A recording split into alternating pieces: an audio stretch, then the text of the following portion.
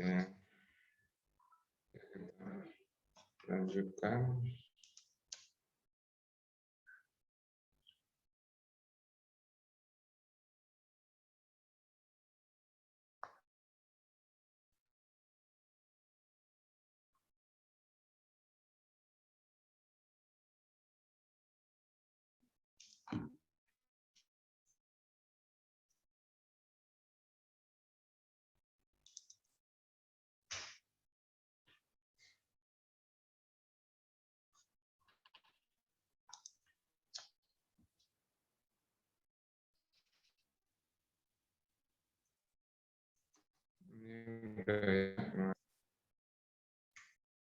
Nah, jadi untuk sumber obat sendiri itu cukup banyak ya. Bisa dari hewan, produk-produk hewan, ya. Kemudian bisa dari tumbuhan, produk-produk tumbuhan, ya. Dan juga memang kita bentuk secara sintetik murni, ya. Jadi cukup banyak sumber obat-obatan. Nah, seperti ini morfin, ya, yang termasuk opioid, ya, termasuk analgetik, penghilang rasa sakit yang paling kuat, morfin itu sebenarnya berasal dari bunga, ya, dari bunga yang namanya tumbuhannya namanya poppy, ya, jadi poppy. Jadi itu yang diekstrak, ya, yang diekstraknya. Ekstraknya dengan menggunakan alkohol untuk pelarutnya, ya, untuk pelarut. Nah, ini yang perlu diingat. Ini nampak slide-nya? Nampak? Ya, nampak? nampak dokter. Suara saya jelas atau kecil? Jelas, dokter. Jelas, dokter.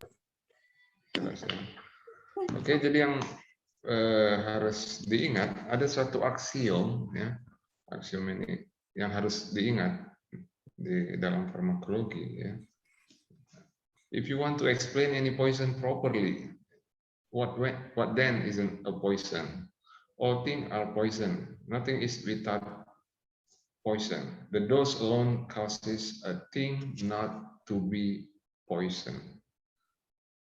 Coba Cynthia Felina Aghata, apa ini kira-kira artinya?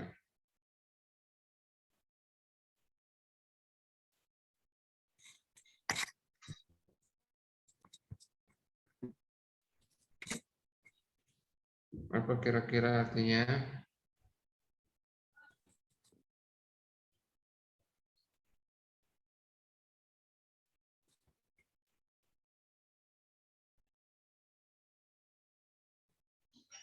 Aksiom ini adalah suatu semacam pernyataan, ya, yang diakui kebenarannya yang menjadi dasar untuk semuanya, ya.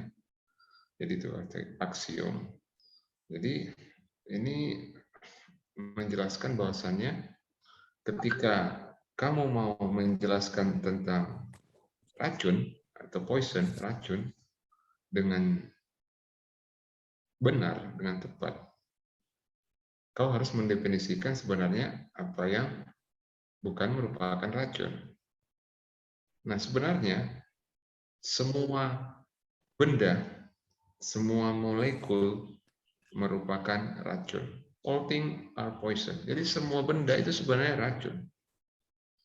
Ini bukan racun kayak di Shopee apa ya, beli racun, enggak kan.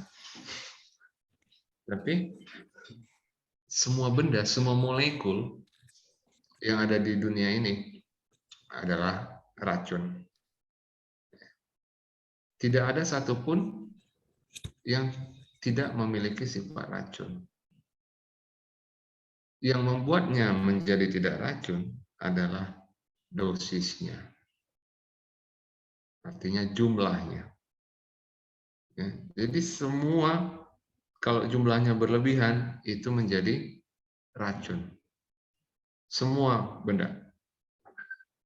Karbohidrat dikonsumsi cukup bagus untuk sebagai pembentuk ATP untuk energi kita, untuk otot.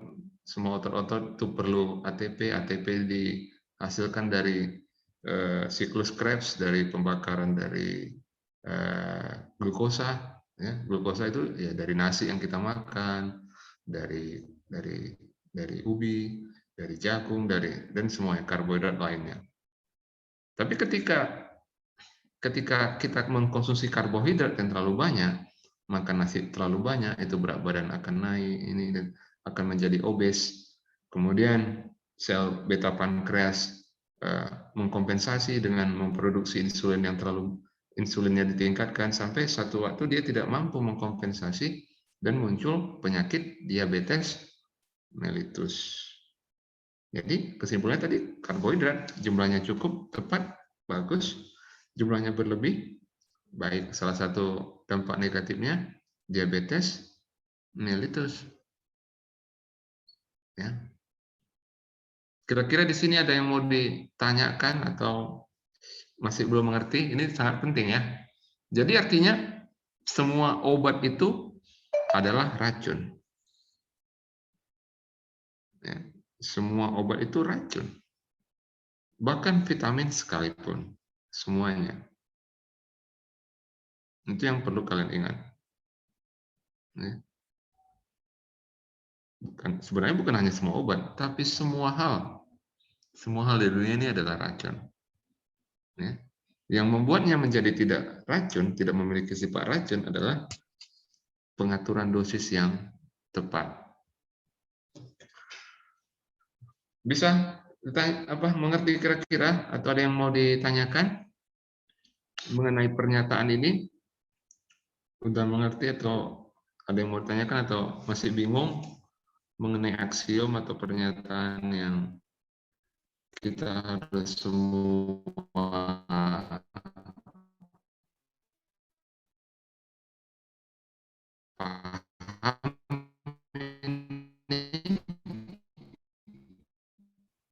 ini itu adalah racun, ya. Yang membuatnya menjadi tidak racun adalah dosis, ya. Oke, kita lanjut. Nah, formulasi obat itu bentuknya bisa kita formulasikan berbagai macam, ya, berbagai macam, ya. Recording in progress.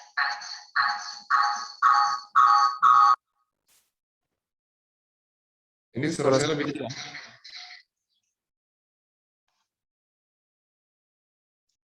Lebih jelas? Jelas, dokter. Ya. Jelas, dokter. Jadi bisa bentuk sediaannya itu bentuk sediaan per oral. Ini contohnya ada tablet, ya, kaplet.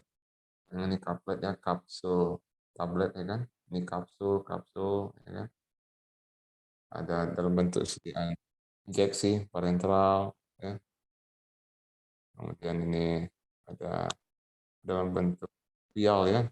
Vial ini ada yang serbuk, ada yang udah serbuk dilarutkan, dan berbagai macam bentuk sediaan obat lainnya.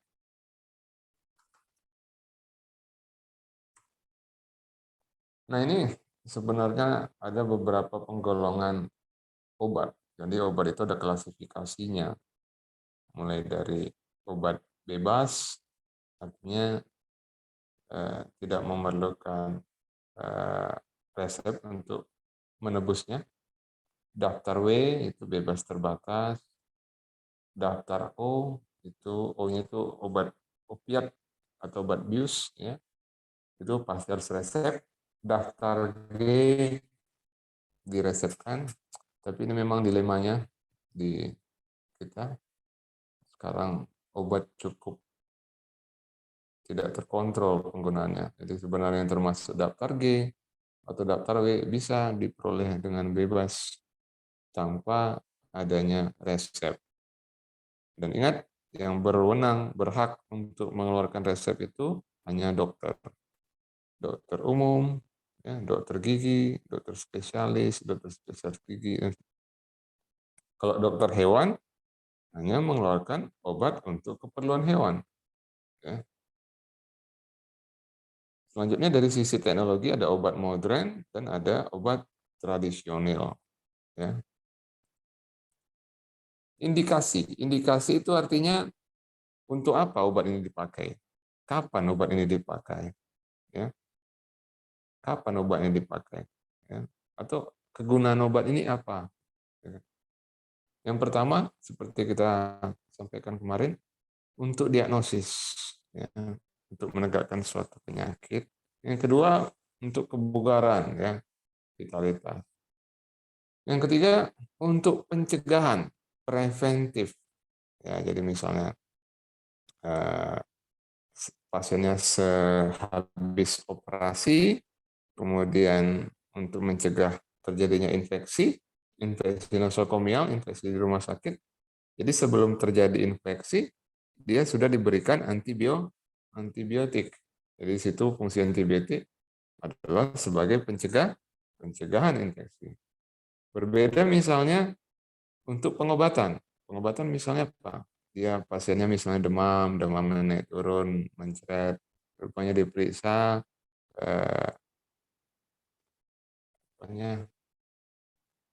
vital testnya meningkat, ya, kemudian Tubex-nya juga meningkat, diagnosa dari dokternya, oh ini kena demam tipoid, ya, atau masyarakat awam sering bilang kena tipus, ya kan.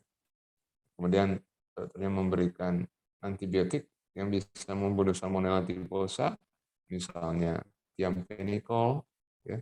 Nah, thiamphenicol di situ antibiotik yang digunakan untuk kuratif atau pengobatan. Ya, berbeda tadi dengan pemberian antibiotik sehabis operasi tadi, ya. Jadi sehabis operasi tadi dikasih antibiotik tujuannya untuk pencegahan atau preventif. Tapi ketika seseorang sudah sakit kemudian dikasih obat, itu namanya kuratif atau pengobatan. Ya, jadi bedakan preventif dan kuratif. Ya. Nah, jadi ini kuratif ini yang di sini itu sama dengan pengobatan. Nah, simptomatis ini apa? Simptom artinya gejala. Ya, simptom artinya gejala. Simptom gejala itu contohnya apa? Demam, ya, meriang, pening, pusing, ya kan? Nyeri, ya kan? Itu termasuk simptom. Kawannya simptom ini adalah sign. Kalau simptom itu bersifat subjektif. Oh, badan saya dok terasa meriang, itu simptom, itu subjektif pasiennya. Tapi bisa kita ukur. Kalau sudah bisa kita ukur namanya tanda. Tanda bahasa Inggrisnya sign. Ya, ambil termometer, diukur. Oh, memang 38 derajat Celcius, berarti memang dia demam. Waktu diukur, oh 36, oh berarti Bapak sebenarnya bukan demam. Itu perasaan Bapak saja. Ya. Jadi pengobatan simptomatis adalah kita memberikan obat itu tujuannya adalah untuk mengurangi atau menghilangkan gejala-gejala yang turut menyertai penyakit tersebut. Jadi berbeda antara pengobatan kuratif dan simptomatis. Jadi contohnya pada pasien yang kena pasien tifus tadi, dia kan tadi bakteri penyebabnya atau etiologinya, etiologi itu artinya penyebab ya, etiologi artinya penyebab, etiologinya adalah bakteri Salmonella typhosa. Itu pengobatan kuratifnya adalah pemberian antibiotik yang membunuh Salmonella tadi, kuman Salmonella tadi, yaitu pemberian thiamphenicol. Nah, pengobatan simptomatisnya apa? Tadi kan ada gejalanya, demam, ya, meriang kan. Nah, itu kita berikan paracetamol. Nah, jadi di situ paracetamol adalah pengobatan simptomatis. Jadi pengobatan gejala. Jadi paracetamol di situ bukan untuk menyelesaikan masalah penyakitnya, bukan. Tapi sebagai pengobatan simptomatis. Dan kedua hal ini, pengobatan kuratif dan pengobatan simptomatis harus bersama-sama diberikan. Kalau hanya pengobatan kuratif, pasiennya nanti akan tetap mengeluh. Kalau hanya diberikan pengobatan simptomatis, penyakitnya tidak akan pernah sembuh karena kita hanya mengobati gejala. Ya. Jadi kalau pasien tadi hanya dikasih paracetamol, ya nggak akan sembuh. Ya. Kalau tidak diberikan antibiotik, yang antibiotik tersebut merupakan pengobatan kuratif. Ya. Jadi kalau ada suatu penyakit yang berjalan terus, tidak ada perbaikan, itu berarti pengobatan yang diberikan belum tepat. Pengobatan kuratif yang diberikan belum tepat dan dia hanya memberikan pengobatan simptomatis. Ya, hanya pengobatan simptomatis. Ya. Oke, di sini ada yang mau ditanyakan? Izin dok, ingin bertanya dok. Yuk.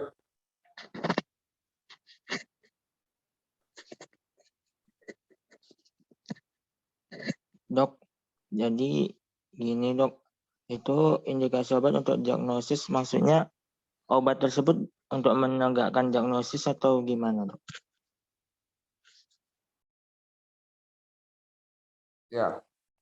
Jadi obat tersebut kita berikan untuk menegakkan diagnosis. Jadi misalnya zat kontras ya, zat kontras ya, misalnya iopamiro ya, itu semacam zat warna ya yang nanti bisa ditangkap oleh bisa memberi warna pada pemeriksaan CT scan ya. Jadi kita menyuntikkan ke pasien, kita menyuntikkan ke pasien, menyuntikkan suatu kontras, itu tujuannya untuk mendapatkan hasil yang lebih jelas dari hasil imaging ya, dari CT scan. Misalnya bisa kita ngomong CT scan otak, ya, jadi kalau CT scan biasa nggak ada disuntikkan apa-apa, itu kita hasilnya kurang jelas untuk satu hal. Kemudian kita suntikkan suatu zat warna langsung ke pembuluh darahnya, nanti dia akan memberi warna atau memberi kontras terhadap bagian tubuh yang akan dilihat dengan pencitraan seperti CT scan tadi.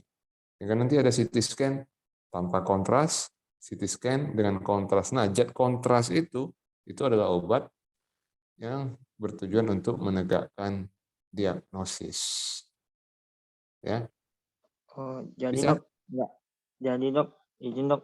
Jadi dok, nggak semuanya obat itu hanya bisa untuk mengobati, tapi bisa yang dikatakan obat itu bisanya untuk mewarnai gitu dok. Ya, itu untuk diagnosis. Ya, itu contohnya, itu saya kasih contohnya untuk supaya bisa dibayangkan ya. Tapi bukan hanya itu, banyak contoh yang lain. Tapi memang penggunaan obat untuk diagnosis itu jauh lebih sedikit dibandingkan untuk pencegahan dan pengobatan. Yang paling banyak itu adalah penggunaan obat untuk pencegahan dan pengobatan. Ya. Pencegahan itu artinya sebelum kondisi sakit, ya dicegah, preventif. Pengobatan artinya pasiennya sudah sakit, baru dikasih obat. Ya. Tapi untuk diagnosis itu sangat jauh sedikit ya, lebih sedikit ya dibandingkan penggunaan untuk pencegahan dan pengobatan. Baik dok, terima kasih dok. Yuk. Mengenai kuratif dan simptomatis, udah mengerti? Kuratif dan simptomatis. Sudah dok. Enggak ya? Oke. Jadi ingat, untuk mengatasi suatu penyakit itu pengobatannya garis besarnya ada dua. Ya. Ada yang memang pengobatan untuk mengobati penyebabnya, itu disebut kuratif. ada yang obat itu diberikan hanya untuk mengobati gejalanya saja. Jadi pengobatan kuratif dan simptomatis ini harus bersama-sama diberikan. Ya, jangan hanya salah satu. Ya.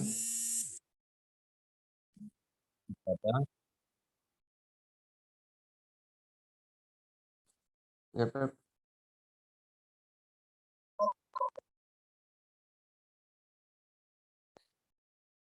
Ya, nengok alat apa itu?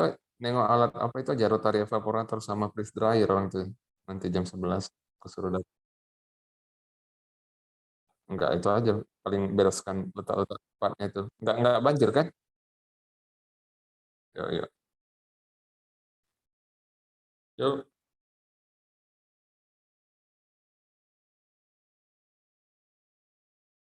Oke, kita lanjut. Kontraindikasi. Jadi kalau kontra lawan, ya kan? Kalau tadi indikasi, ini kapan dan untuk apa obat itu dipakai. Kontraindikasi, ini kondisi-kondisi di mana obat tertentu itu tidak boleh diberikan. Tidak boleh ini pun ada relatifnya ya. Ada tidak bukan bersifat mutlak. Ya, artinya harus mempertimbangkan risk and benefit. Jadi resiko dan manfaat.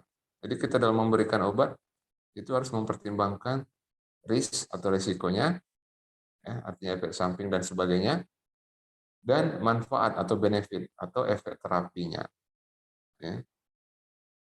Jadi ada populasi atau kelompok tertentu yang perlu kita perhatikan dalam pemberian obat dan cukup banyak dikontraindikasikan dalam pemberian obat.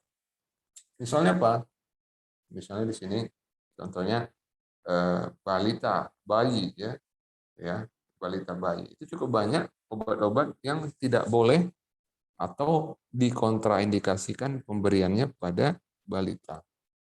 Kenapa? Karena dilihat dari sisi metabolisme yang belum sempurna, ya, sedang dalam tahap pertumbuhan dan perkembangan, dan kita takutkan ada obat-obat tertentu yang bisa mempengaruhi, ya, bisa mempengaruhi.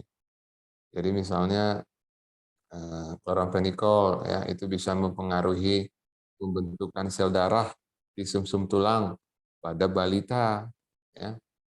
Apalagi misalnya contohnya, misalnya tetrasiklin itu bisa mengganggu pembentukan gusi gigi, ya, mengganggu pembentukan gigi pada bayi, sehingga tetrasiklin tidak boleh diberikan pada bayi.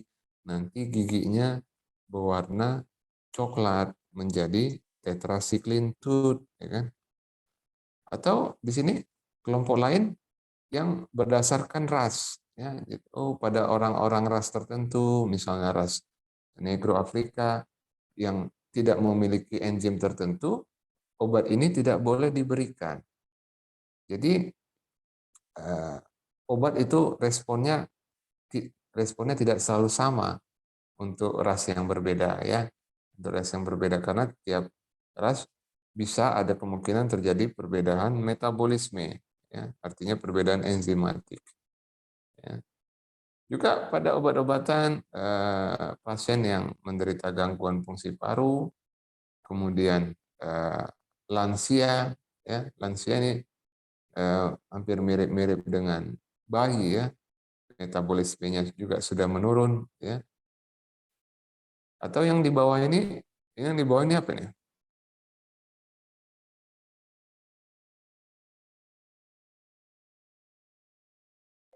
Bumil, Dok. Yang kanan, yang ini. Orang gila, Dok. Sebenarnya ini bukan orang gila, ya. Jadi apa itu kira-kira yang lain? Dokter. Izin dokter. Ya. Apa kira-kira Theophilus? Izin dokter, itu orang yang sudah overdosis terhadap obat-obatan dokter.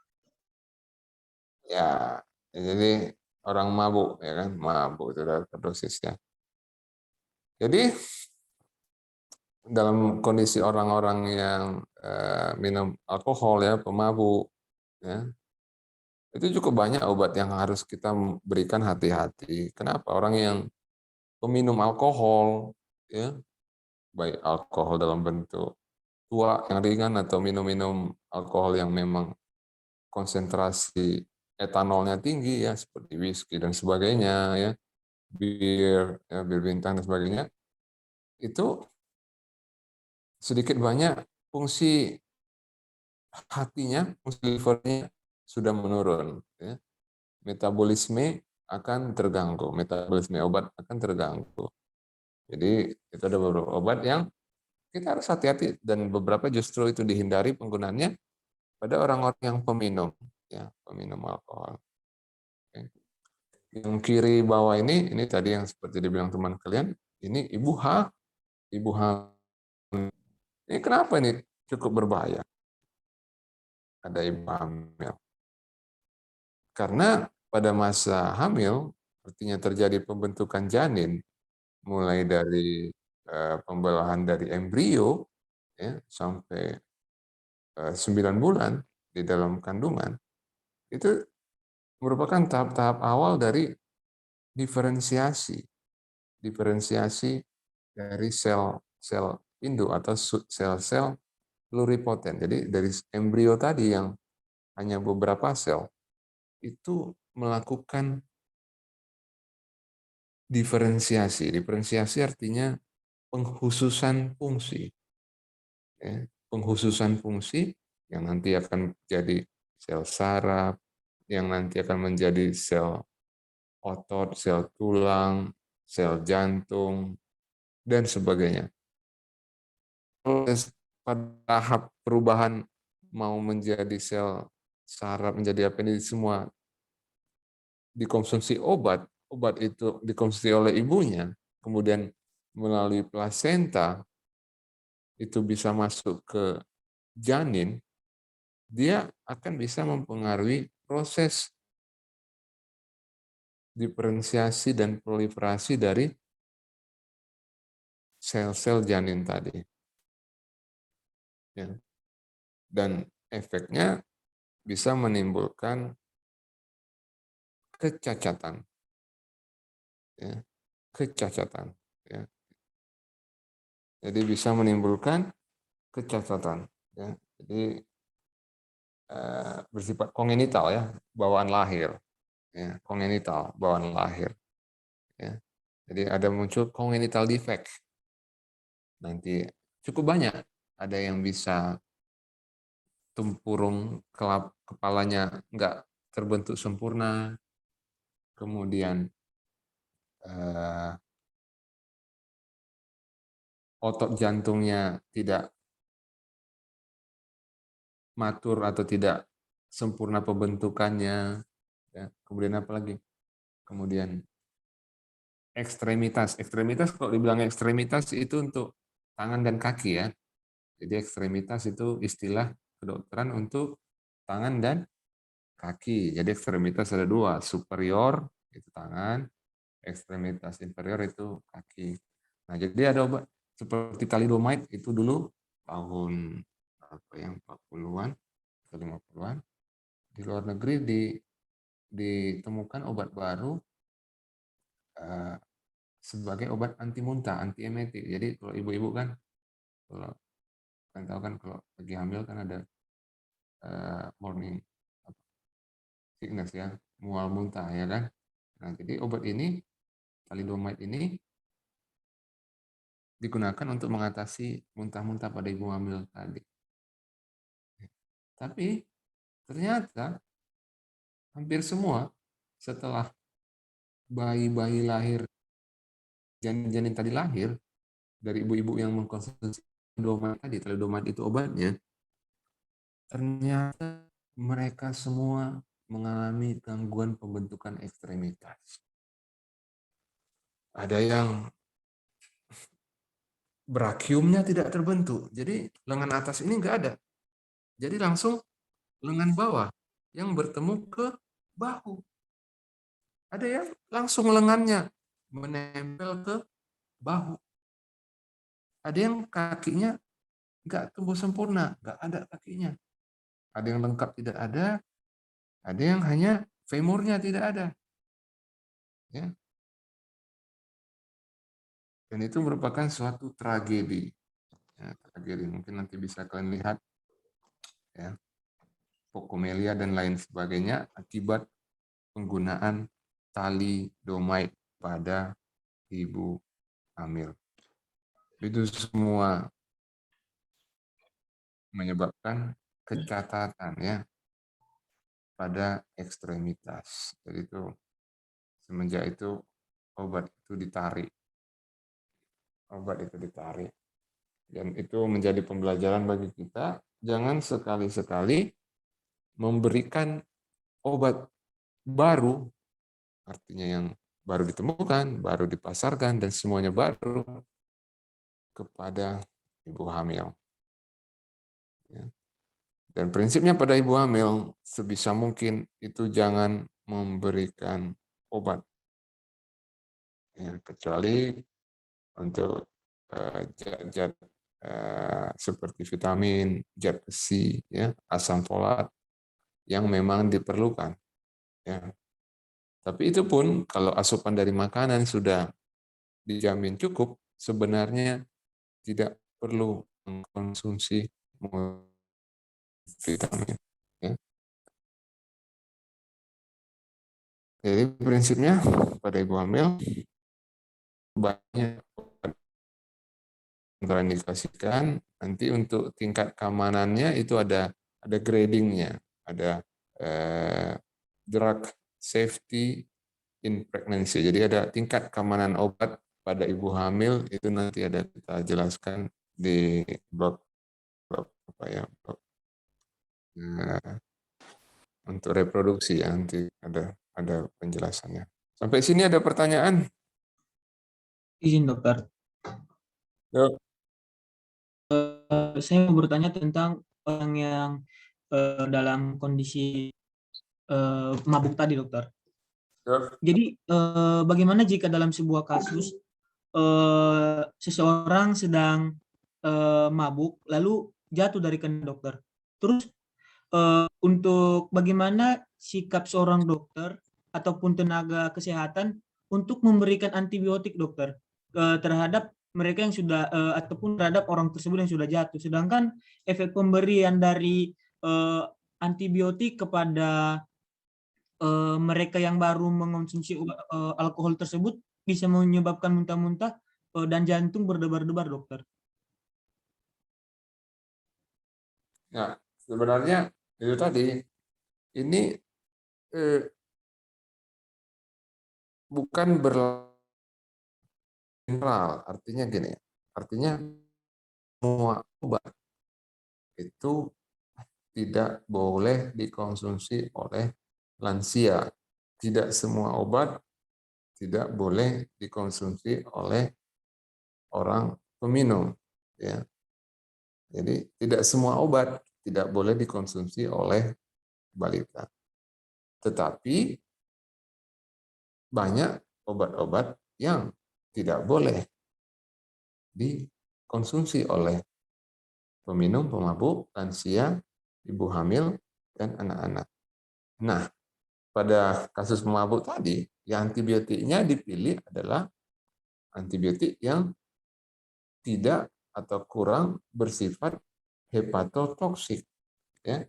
Jadi antibiotiknya yang metabolismenya tidak hanya mengandalkan metabolisme enzim di hati. Artinya efek resiko hepatotoksiknya atau kerusakan sel hatinya itu sedikit.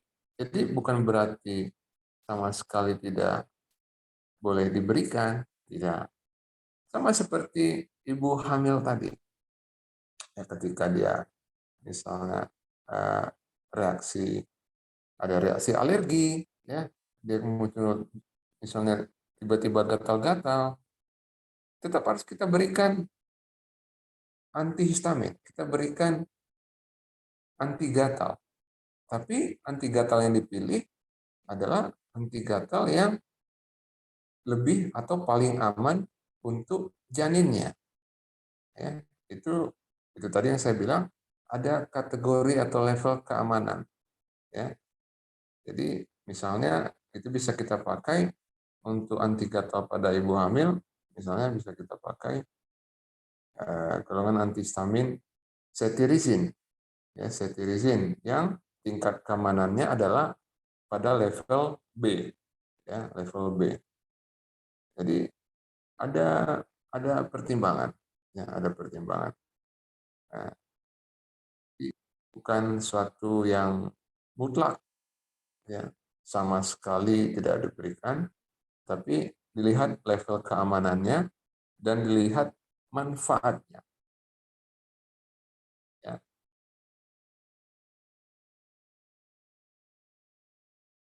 Oke, bisa. Baik dokter, terima kasih dokter. Izin bertanya dokter, Ya, apakah ada obat yang dengan efek samping dapat menimbulkan gejala demensia? gimana?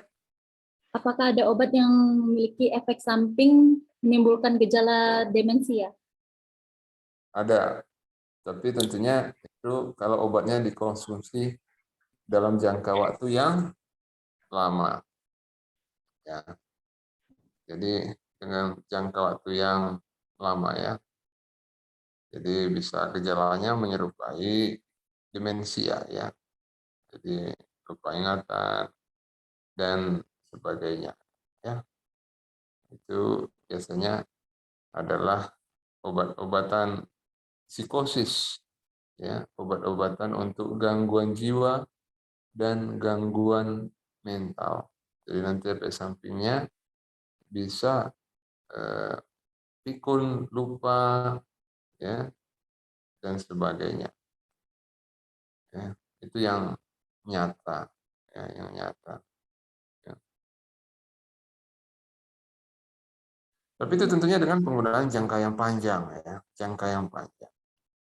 Tapi kalau untuk secara umum, kalau obat-obatan antibiotik atau obat-obatan yang beredar bebas lainnya yang biasa diserang penggunaan yang jangka panjang, terutama adalah organ hati dan ginjal. Ya, itu yang diserang. Ya, jadi ketika seorang mengkonsumsi antibiotik itu sampai berbulan-bulan, ya, yang harusnya tadi hanya seminggu, ini dia konsumsi sampai sebulan lebih, jadi dia beli sendiri, nah itu efeknya tentunya yang pertama terganggu adalah organ metabolisme obat tersebut, yaitu hati.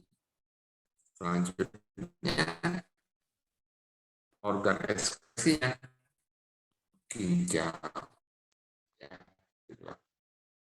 Dari sisi metabolisme dan ekskresi. Jadi ingat yang kemarin, semua obat yang kita konsumsi itu harus dikeluarkan dari tubuh, baik cepat ataupun lambat.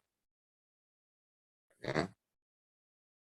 Jadi kalau obat yang nggak bisa kita keluarkan, itu akan menjadi racun. Ya. Jadi sebab itu pasti bisa dikeluarkan. Tapi tetap metabolisme dan ekspresi kita normal. Ya. Oke. Berarti,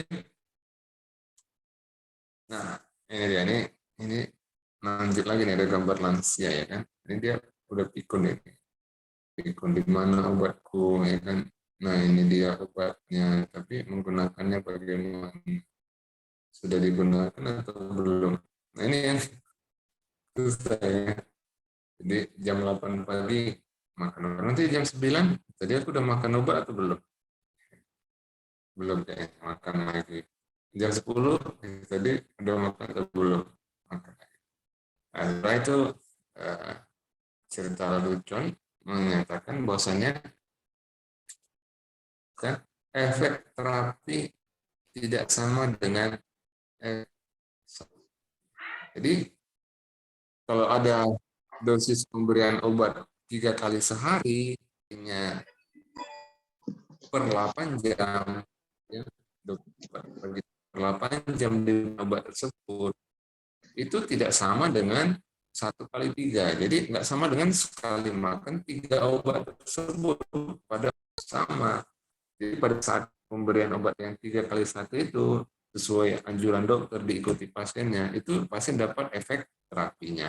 Tapi kalau pasiennya merapel, daripada lupa nanti siang sama malam takut lupa, sibuk kerja, adalah pagi aja langsung dimakan sekali 3 tablet ya kan.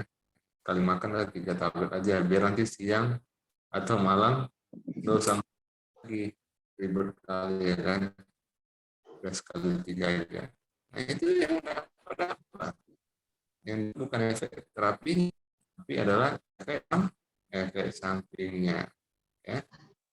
Di dosis itu tidak sama dengan matematika persis ya. Kalau matematika 3 kali 1 sama dengan 1 kali 3 sama kan. Tapi kalau untuk pemberian obat tidak ya, interval pemberian dan dosis pemberian per masing-masing interval itu sangat-sangat mempengaruhi. Karena tubuh kita mempunyai kecepatan metabolisme dan ekskresi. Oke, di sini ada yang mau ditanya? Ini kita hanya menyambung yang 1 jam yang kurang kemarin ya. Nanti untuk yang 2 jam hari ini, nanti saya cari jam penggantinya ya. Ini kita hanya untuk mengganti yang sejam dari kuliah yang terdahulu. Izin dokter. Ya. Dokter besok masuk lagi dokter. Ya. Besok kita masuk lagi. Bisa 1 jam besok ya. Mudah besok aku baca. Nah ini kita masuk ke yang selanjutnya. Jadi kalau dilihat panah. Ini yang harus kalian tanam dalam benak dan pikiran kalian. Ya. Bahwasannya memberikan obat itu bukan mengobati gejala. Ingat, yang diobati bukan gejalanya, tapi yang diobati adalah pasiennya. Karena kalau kalian mengobati gejala, kalian nanti akan selalu terjebak dalam lingkaran setan untuk mengobati efek samping. Tidak akan pernah selesai. Ya. Jadi ini kaskade peresepan obat. Kaskade itu rentetan. Jadi misalnya apa nih? Oh, artritis, ya kan? Artritis itu artron itu sendi. Kalau yang setiap ada itis artinya peradangan, inflamasi. Sehingga artritis artinya peradangan pada jaringan sendi.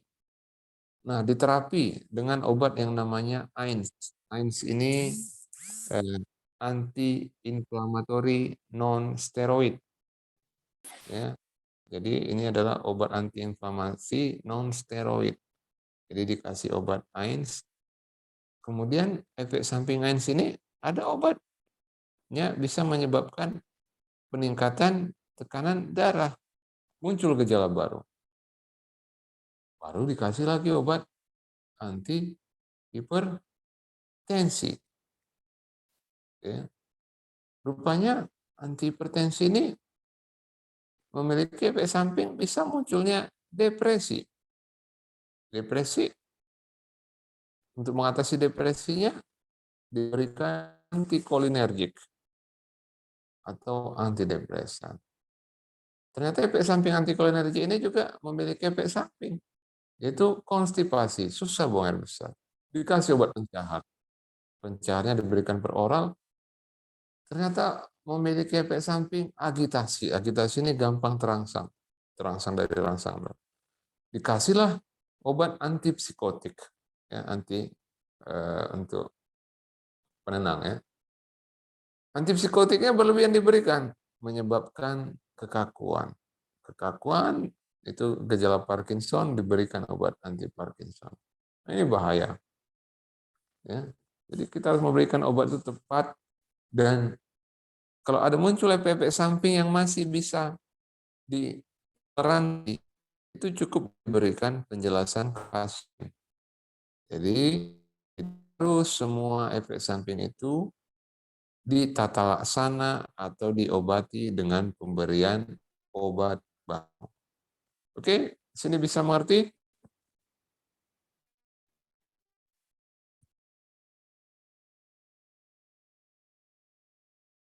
Bisa?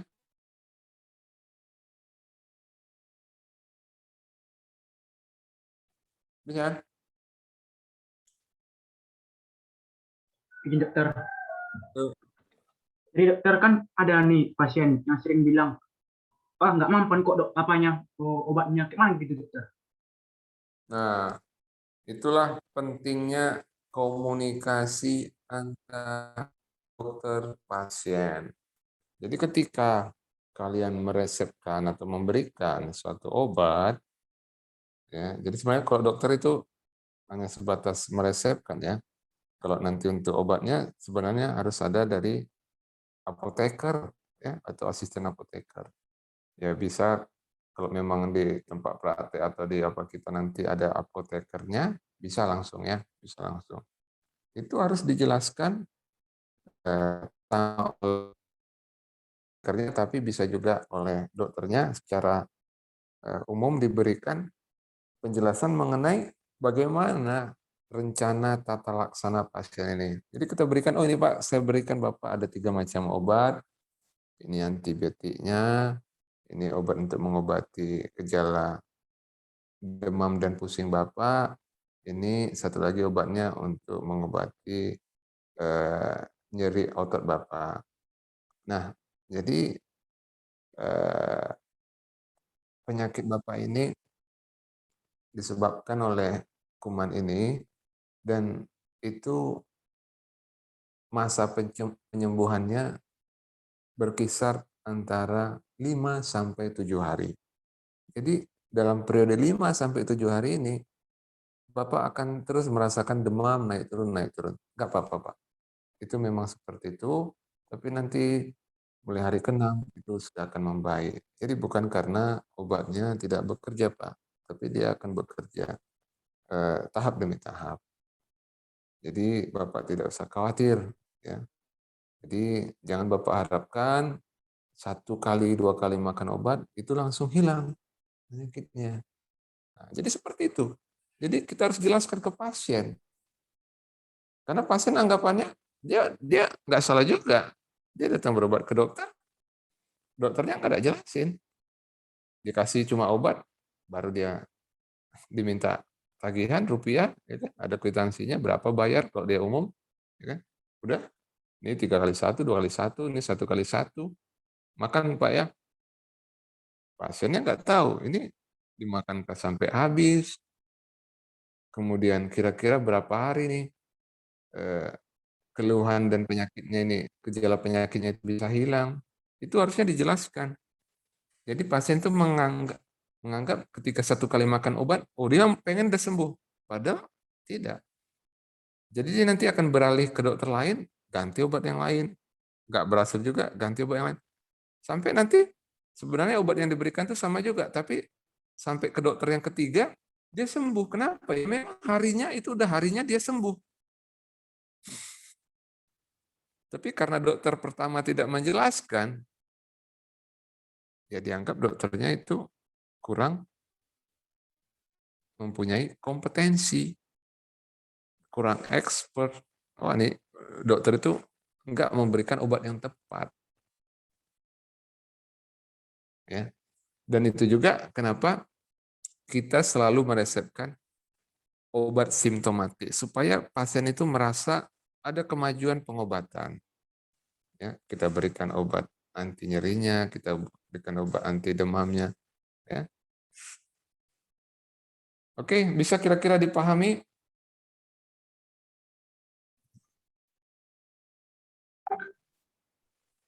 Siapa tadi yang nanya? Saya dokter. Apa tadi pertanyaannya? Ya, itu tadi. Ya, Cocok dokter. kira-kira Jadi jawabanku? dokter, kalau ibaratnya kan ada nih pendapat orang lain. Apa namanya? Misalnya dia udah minum obat, tapi bukan malah sembuh, tapi malah justru ada penyakit yang lain, dokter gitu. Nah, itu bisa saja adalah satu efek samping atau side effect. Ya. Dan itu tentunya tidak boleh lebih parah dari penyakit utamanya. Sehingga kita nanti harus menimbang efek terapi dan efek samping yang mungkin pada pasien ini. Dan kita harus jelaskan di awal. Ya kan? Jadi kalau misalnya tadi nyeri ototnya nggak begitu, dia ada keluhannya nyeri-nyeri yang nggak begitu parah, jangan kita berikan obat NSAID atau obat AINS yang memiliki efek samping ke saluran cerna yang sangat kuat, sehingga dia bisa nanti mengeluhkan gangguan MAH, jadi dispepsia. Bahkan bisa jadi nanti buang air besarnya berdarah. Rupanya ternyata pasien ini sudah memiliki riwayat gangguan saluran cerna, ya, penyakit MAH atau dispepsia. Jadi itu tadi, kita pertimbangkan manfaat dan resikonya ketika obat itu diberikan. Tentunya resikonya harus lebih kecil daripada efek terapi yang kita inginkan. Tetapi ketika pilihan obat itu misalnya hanya obat itu yang tersedia dan efek sampingnya sudah kita prediksi bakalan terjadi, itu kita harus jelaskan ke pasien dan sudah kita bisa berikan obat lain untuk mengantisipasi efek yang bakal terjadi tadi. Yang kalau kita prediksi itu bakal akan sangat mengganggu dan merugikan. Ya. Jadi tentunya harus menimbang manfaat dan resiko. Jadi intinya sederhananya, kalau membunuh nyamuk tidak perlu dengan menggunakan bom, ya kan? Atau nggak membunuh nyamuk nggak perlu dengan menggunakan senapan laras panjang ditembaki, kan nyamuknya nggak perlu. Ya, jadi harus tepat. Jadi intinya itu. Sekarang banyak masalah itu karena tidak ada komunikasi, ya, tidak ada komunikasi antara dokter dan pasien setelah dokter menegakkan diagnosa dan merumuskan penata laksanaannya. Padahal itu kita harus jelaskan ke pasien, karena ilmu pasien tidak sama dengan ilmu kita. Ya, itu tadi. Ya, 3 kali sehari. Ini antibiotiknya Bu, harus Ibu makan terus minimum ini selama 5 hari ya. Jangan Ibu stop. Walaupun nanti keluhannya sudah hilang semua, ini harus Ibu konsumsi tetap selama 5 hari. Seperti itu. Kemudian untuk analgetiknya, ya untuk penanggulangan sakit, nah ini kalau 1-2 hari udah hilang, ini bisa ya Bapak Ibu stop. Nah, jadi seperti itu. Kita beritahu mana obat yang memang harus dikonsumsi sampai habis, berapa hari minimum, dan mana obat yang bisa di stop. Ya. Jadi seringkali itu nggak nyampe informasi pasien itu. Kita mengasumsikan pasiennya udah mengerti. Oh, bahwasannya ini obat harus dimakan sampai habis, yang ini boleh di stop. Ya. Itu seringkali kita mengasumsikan pasien udah tahu, padahal sangat banyak yang belum tahu. Itu keuntungan yang komunikasi dokter yang melalui online chat itu rata-rata itu keuntungannya, yaitu bisa cukup banyak memberikan penjelasan. Dan sebenarnya itu harus kita lakukan. Nanti waktu kalian pun berpraktek, komunikasi itu sangat penting. Ya. Jadi kita jelaskan rencana pengobatan Bapak ini gimana. Apakah ini memang kalian perkirakan itu bakal sembuh 1-2 hari atau tidak, dijelaskan. Atau memeriksakan perlu pemeriksaan selanjutnya. Jadi ini hanya pengobatan sementara selama 3 hari. Jadi kalau nggak sembuh, nanti Bapak kemari kita akan lakukan pemeriksaan ini. Ya, kenapa saya tidak langsung mengajukan pemeriksaan ini? Karena saya masih yakin ini itu kecil kemungkinannya dan pemeriksaan itu biayanya mahal. Jadi kita coba dulu dengan ini. Jadi intinya semua harus dijelaskan. Tapi kalau pasiennya bilang, oh nggak apa-apa dok, langsung aja diperiksa semua. Saya bersedia membayar. Nah, seperti itu. Oke?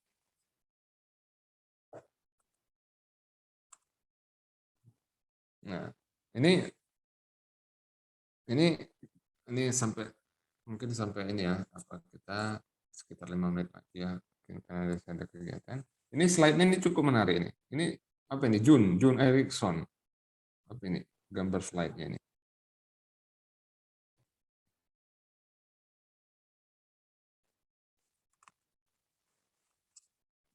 Apa ini artinya kira-kira?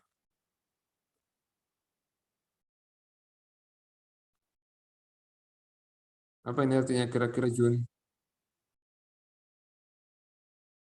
Jadi dokter juga termasuk mana dokter, seperti di dalam dokter tadi, dokter harus bisa pandai-pandai untuk mengapakan efek samping dari obat dokter. Ibaratnya kalau dokter kurang jelas komunikasi dengan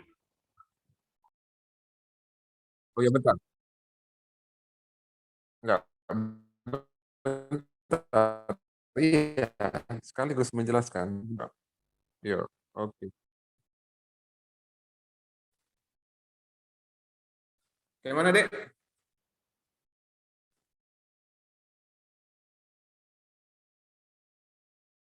Gimana? Jun? baik dokter. Jadi di sini efek samping obat juga bisa mempengaruhi dokter. Kalau ibaratnya dokter kurang komunikasi antara pasien tentang obat, jadi bisa dokter itu bisa mengakibatkan dari efek samping obat tersebut dokter. Begitu dokter. Ya. Jadi ini efek samping obat itu harusnya memang hanya terjadi ketika pemberian obat itu tepat dan terjadi efek samping dalam jumlah minimal sesuai dengan yang sudah dicantumkan dalam etiket obat. Nah, yang lingkaran di atas iatrogenik, itu ada iatrogenik. Iatro itu artinya dokter ya, tenaga medis. Kalau kalian lihat gambar di bawah, itu ada minta tolong. Itu ada ambulans. Nah itu udah lewat ambulansnya kan. Jadi sebenarnya yang menabrak orang itu adalah ambulansnya yang menabrak. Jadi artinya apa? Cukup banyak efek samping itu atau kejadian-kejadian yang merugikan itu justru yang penyebabnya adalah kita sendiri. Dokter sendiri yang menyebabkan berbagai efek yang tidak diinginkan itu. Artinya dokternya kurang tepat dalam memberikan terapi. Kurang tepat dalam memberikan terapi. Mulai dari pemilihan jenis obat, pemberian dosis, ya, melihat interaksi obat. Jadi ketika diberikan 3 jenis obat, dia lupa bahwasannya obat itu bakal berinteraksi sehingga akan terjadi. Harusnya bisa diperhitungkan dari awal. Dan itu semua adalah karena kealpaan kita atau karena ketidakhati-hatian dokter. Itu namanya iatrogen. Ini kan help ini minta tolong ini ambulansnya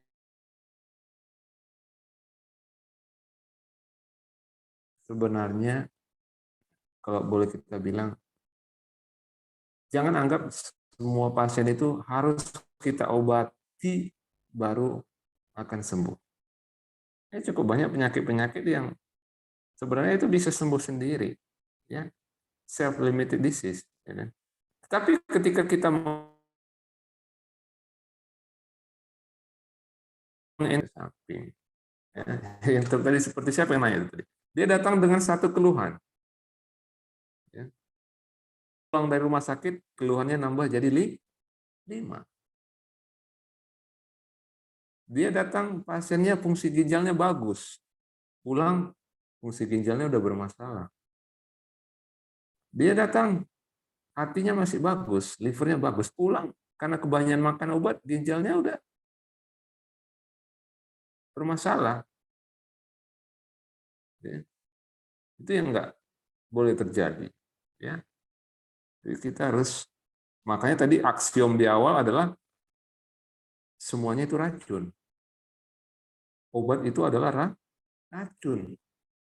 Itu yang perlu kalian ingat. Jadi sebisa mungkin hindari pemberian obat. Jadi pemberian obat harus sesuai dengan indikasi. Jangan memberikan obat kalau gatal-gatal tangannya aja, supaya ada obat dikeluarkan ini kan. Atau supaya dapat komisi dari perusahaan obat. Ya, jadi, oh ini supaya dapat banyak nih komisinya, aku resepkan semua ini banyak. Yang tadi hanya bisa cukup satu macam obat, diresepkan. Yang tadi cukup pemberian obatnya hanya 3 hari, wah resepkan aja lah 2 minggu biar banyak. Ini dia beli obat. Nanti banyak. Jangan seperti itu. Jadi realistik aja. Tapi tetap kita harus jelaskan ke pasien, Pak, sebenarnya penyakit Bapak ini nggak begitu apa. Jadi ini obatannya ini gitu ya. Tapi walaupun begitu nanti kalau Bapak masih ada keluhan, Bapak bisa datang kemari. Gitu. Jadi jangan terlalu takut. Oh ini pasien nanti kalau nggak saya kasih langsung 5 macam obat, nih pasien jadi nggak sembuh, nanti pasien jadi lari ke dokter lain. Itu jangan. Ya. Jadi harus berpikir realistik. Dan ini cukup banyak terjadi.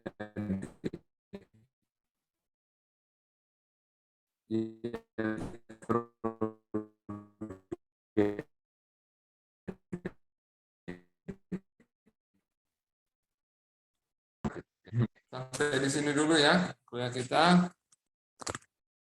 Besok kita lanjut. Ini masih membayar yang kuliah yang 1 jam yang kemarin kita kurang ya.